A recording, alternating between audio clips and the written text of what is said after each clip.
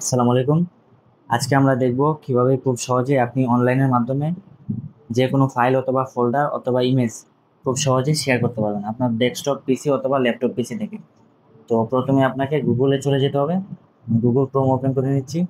গুগলে যাওয়ার পরে এখানে লিখতে হবে যে সিন্ড এনিওয়্যার, SEND, সিন্ড এনিওয়্যার। এনিওয়্যার লিখে সার্চ করে দিলে আপনার প্রথমে যে ওয়েবসাইটটি আসবে ওয়েবসাইটের মধ্যে প্রবেশ করবে। প্রবেশ করার পর তারপর আপনার এখানে এই যে দুইটা অপশন শো করবে। আর এগুলো সব অ্যাড, এগুলোতে ক্লিক করার প্রয়োজন নেই। এখানে প্রথম আমাদের কাজ হলো এই সিন্ড আর এই রিসিভ।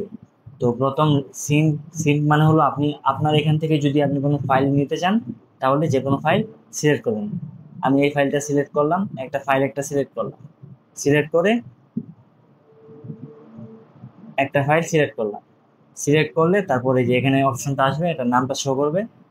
শো করার পর আপনি সিঙ্ক বাটনে ক্লিক করবেন। ক্লিক করার পর আপনার 5 সেকেন্ডের জন্য একটা অ্যাড আসবে। অ্যাডটা স্কিপ করে দিবেন 5 সেকেন্ড পর। স্কিপ করলে আপনার এখানে এই যে একটি নাম্বার আর কিউআর কোড শো করতেছে। তো এই কোডটা যদি আপনি আপনার অন্য পিসিতে অথবা ল্যাপটপে এই কোডটা এই সেম ওয়েবসাইটে গিয়ে এই রিসিভার এখানে কোডটা পেস্ট করবেন। এই যে একটি কোড আছে, স্যাম্পল হিসেবে আমি দেখাচ্ছি। এখানে একটি কোড আছে, এই কোডটা শুধু সিম রিসিভ এখানে লিখে এই ডাউনলোড বাটনে ক্লিক করলে আপনার অটোমেটিক ডাউনলোড হয়ে যাবে।